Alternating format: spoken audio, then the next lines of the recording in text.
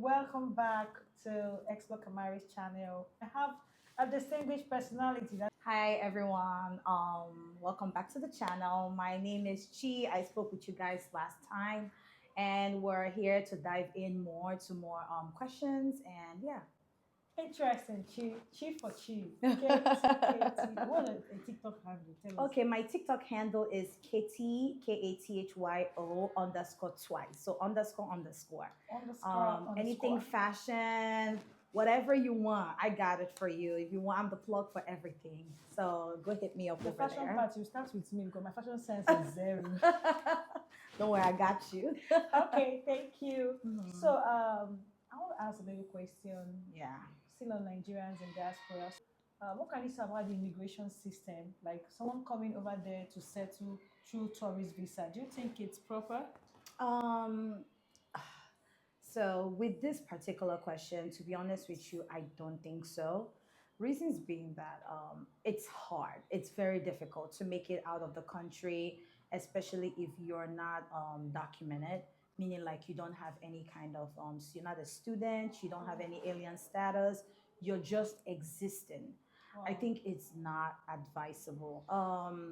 So preferably, I'm gonna say if you want to come to the States, if you're coming as a visit with a visiting visa, you do you. I mean, at the end of the day, everyone has their plans, but personally, I think you should go through the right routes, which is if you have a visiting visa, just come in, do your few months and leave the country. It's gonna help elongate your longevity of you being able to come into United States and leaving, and also being able to get other visas as well. So I don't think coming in with a visa is good, but don't come in and just stay because it's gonna be harder for you, especially with USCIS. It's gonna be harder for you to actually get your papers, and they're very hard on Nigerians. So just Wow. FYI, yes. So what about me coming and I'm going to meet the immigrant or signing asylum that they want to break my head in my father's place and I ran to.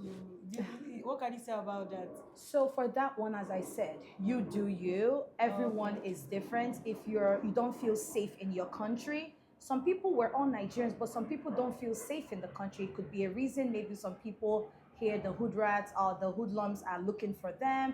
They joined a particular gang and they're trying to like kill them or their family members and they run out of the country. Then for sure seek asylum. However, if don't I always say this: if you're coming into the States as a student, that's fantastic because let me tell you something. People don't know sometimes going through the other route is not always preferred. You can actually, your job could file for you. You can get married, Oh. meet the love of your life, who can file for you.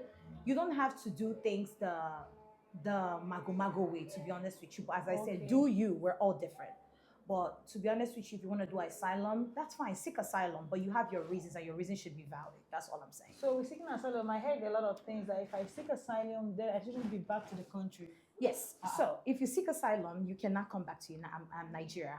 It cannot happen because now you're stating that you no longer have any kind of ties with this country. You're seeking asylum. It could be Ghana, it could be Greece, it could be whatever, it could be Nigeria. But you cannot come back to Nigeria because now you now belong to the States. But me and you know that I just ran inside. It's usually I did not come and see my people again. I mean, yes, but then again, it's like you also need to understand that the laws are the laws. What is right is right. You know, if you're gonna seek asylum, of course, I know that sometimes people do that for different reasons, but I can't come here and tell you to do certain things because what if you go that route and it doesn't work and then you be like she said it. I can tell you, well, you do whatever works for you. But asylum, this is the actual definition by book. Seeking asylum is stating that you now belong to the country that you seek asylum in. Wow. That's what it's saying. Period. Yeah. Well, what about me coming to the state and using someone else like you? I can take your certificate, I can use your ID to work. What can you say about that? Is that advisable? It's not. It's not advisable. So whoever is, I mean, people do it. But is it right? No. If they catch you, that is automatically you're going to jail for that because Jail. that's a charge. Not even me not deporting me back to my country. That's impersonation. You cannot do that. Let me explain a scenario to you. if my sister came over to United States right now and she wanted to stay for a few months, which I know a lot of people do, people come and they want to work and make some dollars. Of course, of And course. when you come over, she uses my ID, maybe my Texas ID, and goes into a job and gets like a CNA job. Okay. And J. Cole, for people that work in healthcare, J. Cole is Joint Commission, comes in and they're doing an inspection. And something goes wrong with her. They call her into the office. The face is now matching the person there. Not just that she's gonna get reprimanded, not that she's just gonna get reprimanded for that. I'm also gonna go to jail because now they're gonna investigate the case and say the whole situation and see if I was the one that willingly gave her my papers to use to work, or she stole it. Now I can't put my sister in sham because they're gonna, and Americans don't just investigate for 1 day or 2 days. They take their time. That's one thing I'm gonna give that country. They're gonna check where she's living. If she lives in my house, if she lives in my house, that means that I gave her those papers willingly because both of us were in good terms. Both of us were doing everything together. Someone could live next to you and can actually investigate you. So if someone is using your papers, I know people believe like, oh, no one is gonna know. Absolutely. But just know that everything is not always like bed of roses for everyone. One person, it could work for A, might not work for you. So whatever you're doing, just be careful.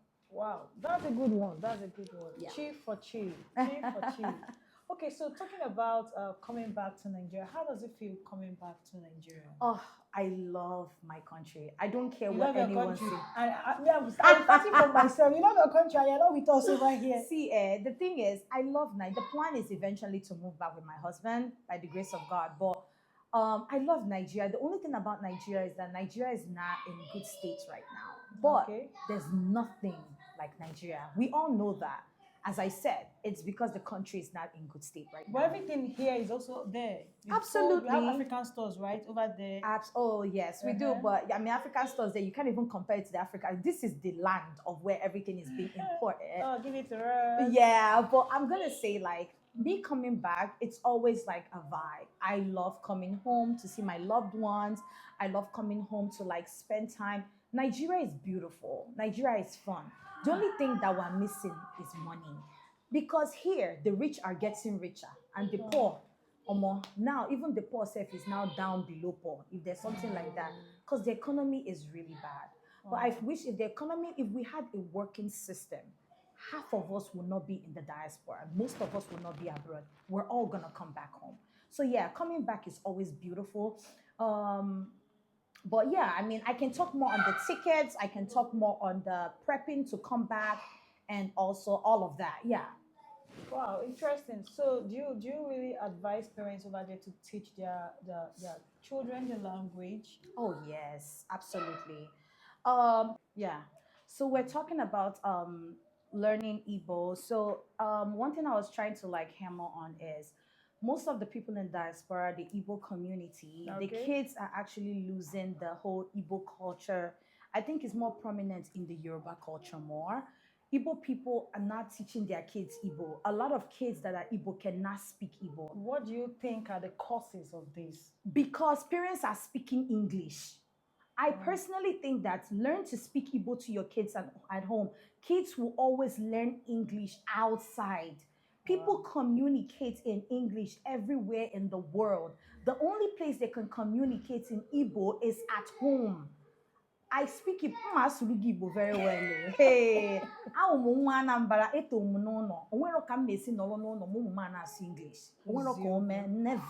Ọtụtụ ndị mmadụ na-ekwu na reason for doing this is that most times the school complains that it's always confusing the children. Do you think? I personally don't think so. Kids are smarter than what you think. To be honest with you, people underestimate children, but children, their brains are very crisp. They can differentiate that. When I was little, my mom spoke Igbo and my dad spoke Igbo at home. I spoke English at school. I can speak whatever I need to speak and still be able to communicate in Igbo with my husband. So why wouldn't I be able to like put that in my children? So personally, I just think that the best thing to do is speak English outside. And when you come back home, just speak Igbo with your children because no one else is going to speak that with them. And they take it and they grow with it. Interesting. I want to ask this question. Nigerians in diaspora, especially those in America, find it difficult going to church? This is a very beautiful question. Thank you for asking. So, with my fellow beloved family members, Explore Camaras in Diaspora. It's very difficult for us to go to church back home. Now, I can't generalize this because some Okay. people are very strong with the whole going to church thingy, but it's hard because people work on Sundays. Okay. Yes, people work on Sundays. Some people don't work Sundays, some people work Monday to Friday, but for the most part, abroad life is based on shifts. When I say shift, is that some people are not 9 to 5, 12 hours, and healthcare is 24 hours. So some people work night Oh. shift. When they come back, it's hard to go to church. And I feel like one of the things I've heard from certain Nigerians are when they go abroad, it's difficult because they do not have their community. They see like the green guys are white people, and Okay. they don't know how to like merge. So they're like they Wow. don't have that. There's no, they don't feel that what's it called, that little boost to go to church, because back home church in Nigeria is fun. Church in America, I mean, prefer and precisely Houston, Texas is like Lagos. So the churches, they are pretty good, but for the most part, I think it's the shifts going to work. Yeah. So can you now tell me with your full chest now, because of money, people don't go to church in America? Why we don't go to church? No, can you now accept that because of money, people don't go to church in America? I mean, I'm part of that too. It's like, but yes, that's one of the So reasons too. are there other reasons why you feel people don't go to church apart from, you said, the shifting, The right? shifts, And then the community, the right? community, yes. Some of the Okay. time they don't really like that. They don't have their Niger community, so they feel like it's Okay. redundant. They don't really see the reason to. They just Okay. do like online church, Online church. like Zion, or we do like NSPPD, the NSPPDNs, yeah, or Apostle Suleiman. Okay. Everyone joins different place. Church is going live on their platform helps the American community or even helps people around the world to attend church. Can you just say that? Oh, yes. Oh, absolutely. So, I personally am a Zionite, and I also believe that wherever you serve God doesn't really matter as Okay. long as you believe in God. Ndị Igbo na-asị na onye kwe chi ya ekwe. So, ebe ọbụla ijele ụka, to be honest with you, when they not matter. But to me personally, I believe that as long as you have a little bit tiny faith and you go there, pray to God, ihe niile ya aga-alụ.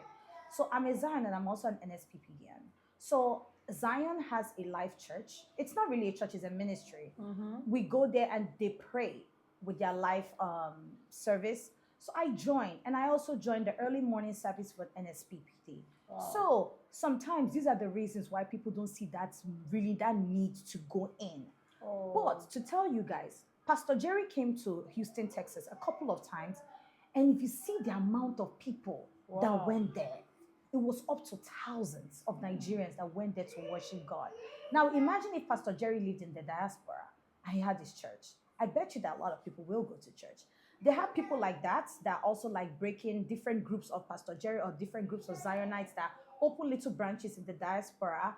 But I just feel like people, as I said, their work schedule, we don't have nannies, there's no childcare. So people stay home. The weekend, they only have to stay with their family. They decide to stay home with their families. Yeah. Do you think living in America had to do with child making, in the sense that because I'm out there, I don't have someone to assist me raising my kids, so it makes you want to get one or two kids? Do you think that's factual? Absolutely. Okay. So abroad, it's very difficult to have a lot of children. My sister here, you don't want me to jabber her. My sister has 6 kids now, and her children are well raised. They are very decent children. They look good. If that was in abroad, there's 2 factors here. It's gonna be very difficult for her to even have that amount of kids. People do, but the women lose themselves. Most times the wives are stay-home moms, and most times it leads to divorce because the women start to have resentment towards their husbands because they're always home, they don't have friends. They can't have friends, it's hard because all you're doing is staying home with your kids. So what do these women do? They switch the roles to their older kids. They let their older kids now stay home with these children, the little ones, and then their mothers try to like go and hustle. And this kind of removes a lot of, it changes the dynamic with the kids because now as the older ones are getting older, they start to resent their mom and start to have this animosity towards the little ones. And now I'm not talking for the general public. This happens for the most part, but it's just that most people don't talk about it. And I'm telling you because this is a vast majority. So yeah, it's not easy to have a lot of kids in abroad. I think that's why people kind of go into two and get a living nanny or get someone from Nigeria. That is even if you see, because it's hard to leave your children with somebody. It's very difficult. So yeah. Wow, amazing with Katie Chi. Hey. Thank you so much for this wonderful time. Thank you for giving us your opinion on the happenings in America and other countries and the current issues. There are other issues you think Nigerians in diaspora are facing? Oh yeah. So one of the biggest things that Nigerians in the diaspora face a lot is loneliness. A lot of Oh, people in the US, in the UK, in Canada face a lot of loneliness because we don't have. I feel like most Nigerians in the diaspora they try to isolate themselves okay. because they feel like, oh, let me just do my day and hustle. But understanding that money will never finish, you need to get a community or you're going to die of depression. Wow. In Nigeria, most people don't know what depression is, but in abroad, depression will hit you fast, fast, and it happens fast. Wow. So my advice to everyone in the diaspora is, please get a community. You're not an island. You never came from a place that you were not born into the American system. Therefore, you're not going to understand that staying by yourself it's not our thing. I'm back home now. We're used to family time, going to your friend's house and be like, are you home? I beg, I come to your house. Exactly. We don't do that back in the US or in Canada or in the UK. But if you're there, please meet up with other people, make friends. You don't always need to visit them, but plan like date nights, plan like house parties. Let everybody bring food and come to your house or come to someone's house. You guys should link up. You need to make that little effort. If not, you're going to be lonely and you're going to be very depressed and you start looking old fast. Oh, we can go. Please, oh. That's a But good thank you guys for one. having me. It's been a pleasure. Please Subscribe, like, thumbs up this video so we can suggest my sister's channel. Thank you so much. And let's have your TikTok handle for those who want to see about fashion and what have you. Let's have your TikTok so handle. my TikTok is KATHYO_KTO. If you want anything fashion, makeup. Okay. So it's KATHYO__.